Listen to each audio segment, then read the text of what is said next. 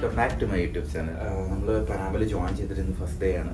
ഇന്ന് നമ്മൾ ഒരു 12 ഒക്കെ ആകുമ്പോഴത്തേക്ക് നമ്മൾ ഇവിടുത്തെ ടൈം നമ്മളിവിടുന്ന് ഡിപ്പാർച്ചർ ചെയ്യും.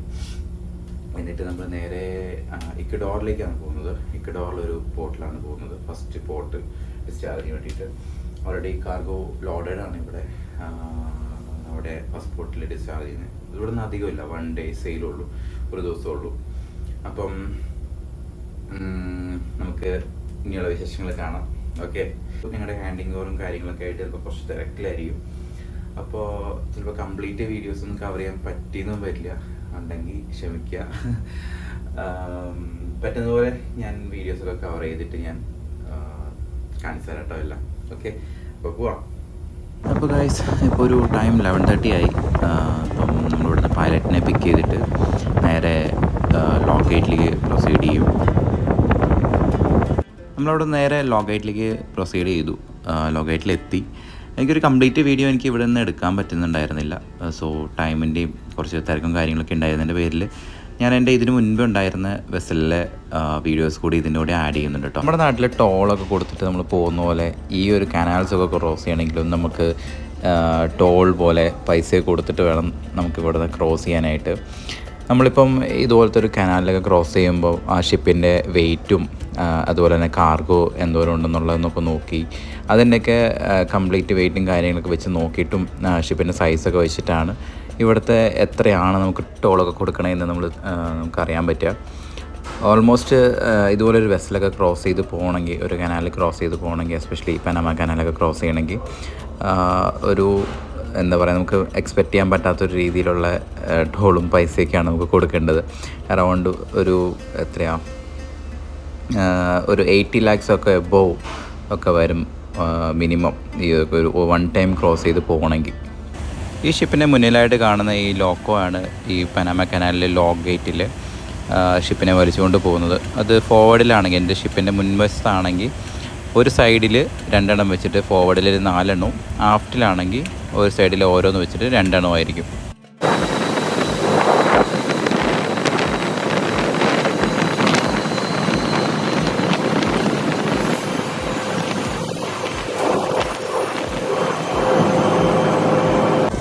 ലോക്കേറ്റിൻ്റെ ഒരു വശത്താണെങ്കിൽ നല്ല ഭംഗിയുള്ള സ്ഥലങ്ങളാണ്. നല്ല പുൽമൈതാനം പോലെ കിടക്കുന്ന, നല്ല നീറ്റ് ആൻഡ് ക്ലീൻ ആയിട്ട് നല്ല ഭംഗിയുള്ള സ്ഥലങ്ങളാട്ടോ.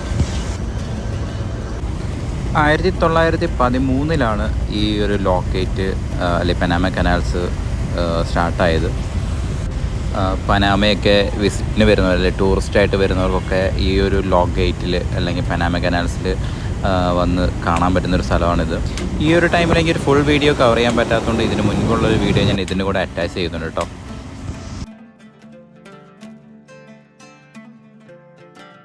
അങ്ങനെ പനാമ കനാലിൻ്റെ ട്രാൻസിറ്റൊക്കെ കഴിഞ്ഞ് ഏകദേശം ഒരു 9 മണിയൊക്കെ കഴിയുമ്പോഴത്തേക്കും ഞങ്ങൾ എക്സിറ്റ് എത്തി. നെക്സ്റ്റ് പോർട്ടായി ഇക്വഡോറിലേക്ക് ഞങ്ങൾ തിരിച്ചു. നെക്സ്റ്റ് ഡേ തന്നെ ഞങ്ങൾ പോർട്ടിലെത്തി ബെർത്ത് ചെയ്തു. ബെർത്തിങ് ചെയ്ത് കഴിഞ്ഞിട്ടൊന്നും വീഡിയോ എടുക്കാൻ പറ്റിയില്ല, നല്ല തിരക്കായിരുന്നു. അത് കഴിഞ്ഞിട്ട് രാവിലെ നെക്സ്റ്റ് ഡേ മോർണിംഗ് ഒരു കോഫിയൊക്കെ എടുത്ത് നേരെ വാച്ചിലേക്ക് പോകാമെന്ന് വെച്ചു.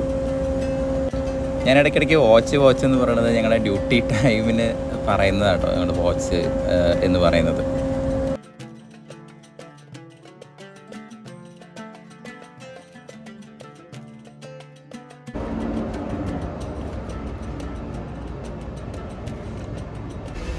രാവിലെ വാച്ചിലേക്ക് എത്തിയപ്പോൾ തന്നെ കുറച്ച് മഴയുടെ ലക്ഷണങ്ങളൊക്കെ ഉണ്ടായിരുന്നു. കുറച്ച് ക്ലൗഡി ആയിട്ടാണ് സ്കൈ ഒക്കെ ഉണ്ടായിരുന്നത്.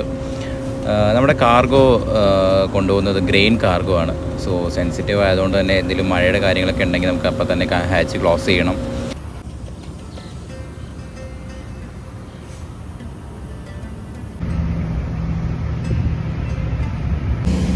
വാച്ചിനിടയ്ക്ക് ഡ്രാഫ്റ്റ് ചെക്ക് ചെയ്യാൻ പോയി. ഇപ്പോൾ കണ്ട മീനുകളാണിത്.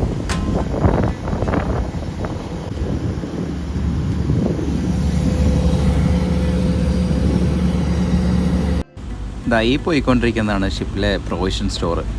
ഇന്ന് ആക്ച്വലി ബ്രേക്ക്ഫാസ്റ്റ് കഴിക്കാൻ കുറച്ച് ലേറ്റായി. പിന്നെ കുറച്ച് ഫ്രൂട്ട്സ് കഴിക്കാമെന്ന് കരുതി താഴേക്ക് വന്നതാണ്.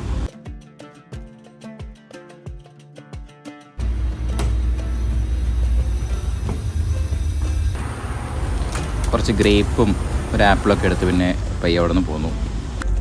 നാട്ടിലും ഇത് തന്നെ കേട്ടോ സ്ഥിരം പരിപാടി. നാട്ടിൽ അപ്പൂസ് എപ്പോഴും കോൾഡ് കോഫി ഉണ്ടാക്കും, അല്ലെങ്കിൽ ജ്യൂസ് എന്തെങ്കിലുമൊക്കെ ഉണ്ടാവും.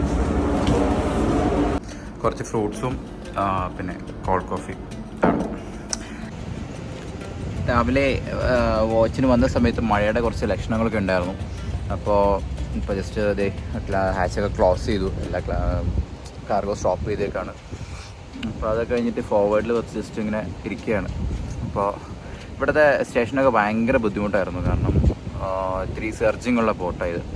കാരണം ഇവിടെ ബ്രേക്ക് വാട്ടർ ഒന്നുമില്ല അധികം. അപ്പോൾ നമ്മുടെ സീല് കുറച്ച് ഈ തിരയടിക്കുമ്പോഴൊക്കെ നല്ല ഹൈ ടൈഡും ലോ ടൈഡിൻ്റെ സമയത്തൊക്കെ നന്നായിട്ട് ഷിപ്പ് സെർച്ച് ചെയ്യും. എന്നുവെച്ചാൽ കയറൊക്കെ നമ്മുടെ ഷിപ്പിലൊക്കെ കെട്ടി വെച്ചിരുന്ന കയറൊക്കെ പൊട്ടിപ്പോകാൻ ചാൻസ് ഉണ്ട്. ഇപ്പോൾ ഓൾറെഡി കുറച്ചൊക്കെ പ്രോബ്ലംസൊക്കെ ആയി ഇവിടെ. അപ്പോൾ അതൊക്കെ ഒന്ന് മോണിറ്റർ ചെയ്യാൻ വേണ്ടിയിട്ട് വന്നതാണ്. ഇപ്പം ഇവിടെ കുറച്ച് നേരം ഒന്ന് ഇരുന്നു. നമ്മുടെ വെസലിൻ്റെ തൊട്ടടുത്ത് തന്നെ കുറച്ച് ഫിഷിംഗ് വെസൽസ് ഉണ്ടായിരുന്നു. അപ്പോൾ അങ്ങനെ നോക്കുമ്പോൾ നിറച്ച് നല്ല വലിയ വലിയ മീനുകൾ അവർ വെസലിൽ നിന്ന് ചെറിയ ട്രക്കിലേക്ക് നിറയ്ക്കുന്നു. അതുമാത്രമല്ല, ഇവിടെ കാണുന്ന എല്ലാ ഫിഷിംഗ് വെസലിൻ്റെ ടോപ്പിലൊരു ഹെലികോപ്റ്ററും ഉണ്ട്. ഈ ഒരു ടൈപ്പ് വെസലാണ് നമ്മുടെ ഉൾക്കടലിലേക്ക് പോയിട്ട് വലിയ വലിയ മീനെയൊക്കെ പിടിച്ചുകൊണ്ട് വരുന്നത്. അതുമാത്രമല്ല, ഇവർ പോയി കഴിഞ്ഞാൽ 15, 20, 30 ദിവസങ്ങളൊക്കെ കഴിഞ്ഞിട്ടാണ് തിരിച്ചു വരുന്നത്. നമ്മുടെ ഷിപ്പിൽ ലോഡ് ചെയ്യുന്നത് സോയാബീൻ്റെ പൗഡറാണ്. അതിങ്ങനെ ഷിപ്പ് ക്രെയിൻ ഉപയോഗിച്ചിട്ട് വലിയൊരു ഗ്രാബ് വഴി കളക്ട് ചെയ്തിട്ട് ഈ കാണുന്ന ഹോപ്പറിലേക്ക് പോയി ഡിസ്ചാർജ് ചെയ്യും. എന്നിട്ട് അത് താഴെ ചെറിയ ചെറിയ ട്രക്കുകൾ വന്നിട്ട് ആണ് അതിൽ നിറച്ചുകൊണ്ട് കാർഗോ നിറച്ചിട്ട് പോകുന്നത്. ഇങ്ങനെയാണ് ഒരു ഡിസ്ചാർജിങ് ഓപ്പറേഷൻസൊക്കെ നടക്കുന്നത്.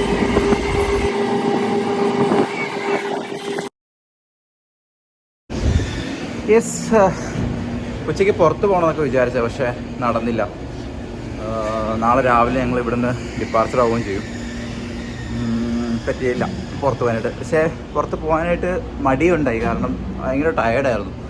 ഉറക്കമൊന്നും പ്രോപ്പർ ആവാത്ത കാരണം ഇവിടെ പുറത്ത് പോകാനായിട്ടൊരു ഇതുണ്ടായില്ല. നെക്സ്റ്റ് പോർട്ടിൽ നോക്കാം. പിന്നെ നമ്മളുടെ തൊട്ടടുത്ത് തന്നെ ഒരു കാർ കാരിയർ ഉണ്ട്. ഇതുണ്ടോ, ഈ വലിയ ഷിപ്പിൻ്റെ തൊട്ടടുത്ത് ഒരു കുഞ്ഞു ഷിപ്പ് കൊണ്ട് നിർത്തിയിട്ടില്ലേ, അത് ടാങ്കറാണ്. അത് ആ ഷിപ്പിലേക്കുള്ള ഫ്യൂവലിംഗ് ചെയ്തുകൊണ്ടിരിക്കുകയാണ്. നമ്മൾ ബങ്കറിങ് ഓപ്പറേഷൻസ് എന്ന് പറയും. ഇവിടെ ഡിസ്ചാർജിങ് ഒക്കെ ഓൾമോസ്റ്റ് കംപ്ലീറ്റ് ആവാറായി. ഇന്ന് നൈറ്റോടുകൂടി ഇവിടുത്തെ ഡിസ്ചാർജിങ് കംപ്ലീറ്റ് ആവും. നമ്മുടെ ഷിപ്പ് ക്രെയിൻ തന്നെയാണ് യൂസ് ചെയ്യുന്നത് ഡിസ്ചാർജ് ചെയ്യാൻ വേണ്ടിയിട്ട്. ഒരു 2 ദിവസത്തെ വീഡിയോ ആണ്.